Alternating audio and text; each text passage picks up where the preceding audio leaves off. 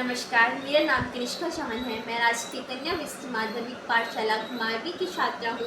आज मेरा विषय सामान्य जानकारी पर इंटरव्यू लेना है। नमस्कार, मेरा नाम ओंकार सिंह है। मैं ग्राम लेंसता का निवासी हूँ।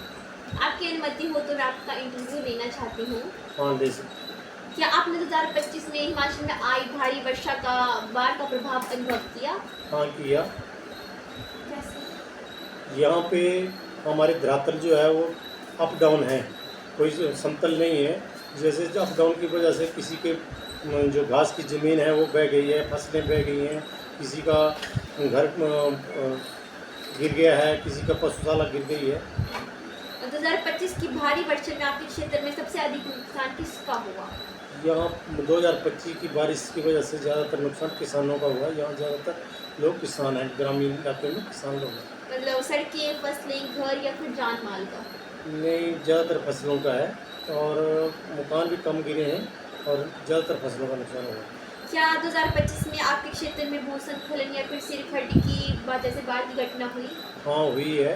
जो नज़दीक की जो खड्ड के नज़दीक जिन लोगों के मकान या फसल थी उनको नुकसान पहुँचा है। क्या आप मानते हैं कि जलवायु परिवर्तन हिमाचल में आने वाली घटना का कारण बन सकता है? जलवायु का कारण बहुत है, मेन कारण यही है।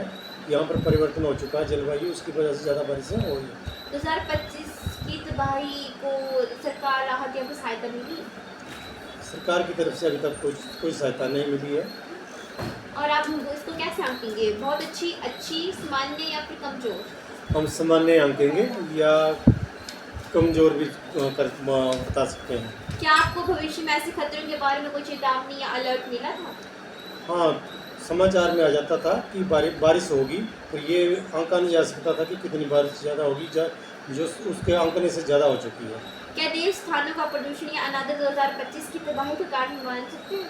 हाँ, मान सकते हैं, क्योंकि देवभूमि हमारी है तो इसलिए देवी देवताओं की पूजा भी होती है, तो उसका हो सकता है ये चीज़ आगे आए।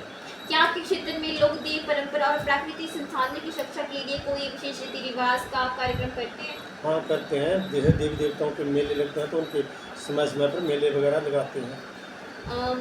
क्या आपकी फसल 2025 की भारी वर्षा और बाढ़ से प्रभावित हुई? हाँ, हुई है। यदि हाँ तो फसलों में किस प्रकार की क्षति हुई? पूरी तरह नष्ट हुई या फिर आंशिक नुकसान हुआ या फिर मिट्टी की उर्वरता में कमी आई या फिर अन्य? फसल जो है फसल बह गई है या फसल ज़्यादा बारिश होने की वजह से नीचे गिर गई है, जिससे ज़मीन के साथ टच होकर उसमें दूसरे पशुओं ने, जंगली जानवरों ने उसको नुकसान कर दिया है। क्या आपको फसल क्षति के लिए कोई मुआवजा या सरकारी सहायता मिली? अभी तक नहीं मिला है। क्या आपके क्षेत्र में आपदा प्रबंधन से जुड़े प्रशिक्षण या जागरूकता का कार्यक्रम आयोजित किए गए? इसके बारे में कोई कार्यक्रम नहीं किए गए हैं।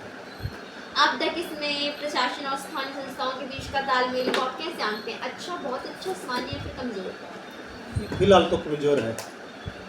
भविष्य में आपदा प्रबंधन को मजबूत करने के लिए किस क्षेत्र में सुधार सबसे जरूरी है? बेहतर चेतावनी प्रणाली, त्वरित राहत कार्य, स्थानीय स्तर पर प्रशिक्षण, नीतियों और योजनाओं की क्रियान्वयन। प्रशिक्षण के ऊपर अगर ध्यान दिया जाए तो अच्छा रहेगा।